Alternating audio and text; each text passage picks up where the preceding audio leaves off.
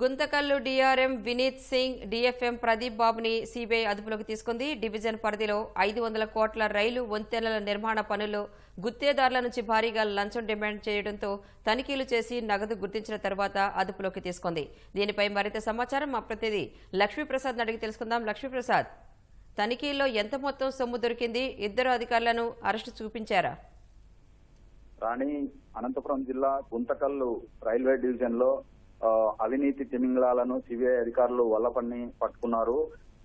చిత్తూరు జిల్లాకు చెందిన రమేష్ అంటే గుత్తేదారు రైల్వే కాంట్రాక్టర్లు రమేష్ తో పాటు మరో 11 మంది ఈ రైల్వే అంటే కేంద్ర ప్రభుత్వం ప్రత్యేకంగా నిధులు కేటాయించింది ఈ రైల్వే శాఖ కోసం. దానికి గతిశక్తి పథకం కింద ఈ నిధులు వచ్చాయి. దీనికి సంబంధించి గుంతకల్లు రైల్వే డివిజన్ పరిధిలో 500 కోట్ల రూపాయల విలువైన రైల్వే వంతెనల నిర్మాణ పనులు జరుగుతున్నాయి. ఈ పనులను దక్కించుకున్న 11 మంది గుత్తేదారులు ఈ గుత్తేదారుల నుంచి ఈ రైల్వే అధికారులు, గుంతకల్లు రైల్వే డివిజన్ అధికారులు పెద్ద ఎత్తున లంచం డిమాండ్ చేశారు. దీంతో రమేష్ అనే గుత్తేదారుడు మిగతా 11 మంది గుత్తేదారులతో కలిసి సిబిఐని ఆశ్రయించారు. సిబిఐ అధికారులు ఇచ్చిన సూచనల మేరకు 3 రోజుల క్రితము నగదు ఒక బ్రీఫ్ కేసులో నగదు తీసుకెళ్లి డిఆర్ఎం కార్యాలయంలో ఒక అధికారికి ఇస్తుండగా రెడ్ హ్యాండెడ్ గా పట్టుకోవడం జరిగింది. ఈ నేపథ్యంలోనే 3 రోజులుగా డిఆర్ఎం కార్యాలయంతో పాటు డిఆర్ఎం నివాసంలో కూడా సోదాలు నిర్వహించారు. డిఆర్ఎం ఇంట్లో కూడా భారీ ఎత్తున బంగారు నగదు పట్టుబట్టాయి.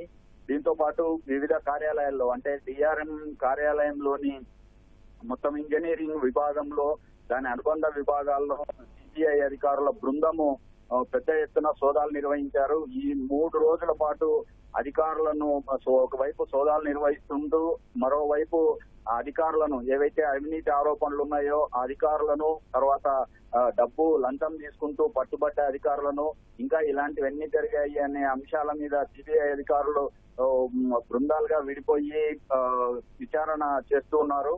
ఈ నేపథ్యంలోనే పూర్తి స్థాయిలో అన్ని ఆధారాలు సేకరించిన తర్వాత ఇవాళ ఉదయం DRM Guntakal railway DRM Vineet Singh తో పాటు డిఎఫ్ఎం అంటే డివిజనల్ ఫైనాన్స్ మేనేజర్ ప్రదీప్ బాబును తో పాటు మరో 3 అంటే సిబ్బంది అన్నమాట. ఈ సిబ్బంది రాజు, ప్రసాద్, బాలాజీ ఈ 3 కూడా మొత్తం 5 మందిని అధికారులు సిబ్బందిని అదుపులోకి తీసుకొని ప్రత్యేక వాహనాల్లో గుంతకల్లు ప్రభుత్వ ఆసుపత్రికి వైద్య పరీక్షల నిమిత్తము తీసుకెళ్లారు.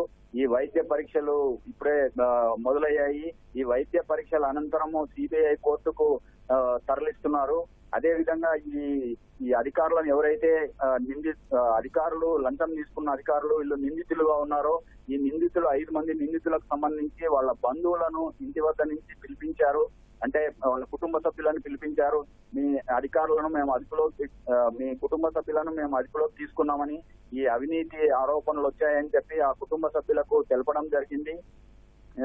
తెలిపి మరి కొద్దిసేపట్లో అంటే ఇవాళ సాయంత్రం లోపు సిబిఐ కోర్టులో వీళ్లను ప్రవేశపెట్టే అవకాశం ఉంది. రాణి, లక్ష్మీప్రసాద్, వీళ్ళ దగ్గర ఎంత మేర సొమ్ము దొరికింది? అలాగే గతంలో వీళ్లపైన ఇలాంటి ఆరోపణలు ఏమైనా ఉన్నాయా?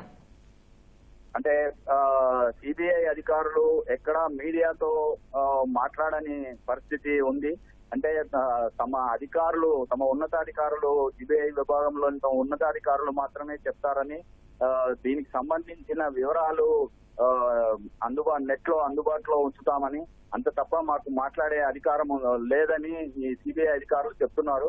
కాబట్టి ఇప్పటికే వచ్చిన సమాచారం అయితే డబ్బులు తీసుకుంటుండగా పట్టుకున్నారనేది స్పష్టము. ఆ కాంట్రాక్టర్లను కూడా వీళ్లతో పాటు తీసుకెళ్లారు. కొన్ని అవసరమైన డాక్యుమెంట్లు, స్టేట్మెంట్లు అవన్నీ కూడా ఈ కాంట్రాక్టర్లు ఎవరైతే బాధితులు ఉన్నారో ఆ బాధిత కాంట్రాక్టర్లతో స్టేట్మెంట్లు అన్ని కూడా తీసుకున్నారు. ధన్యవాదాలు లక్ష్మీప్రసాద్.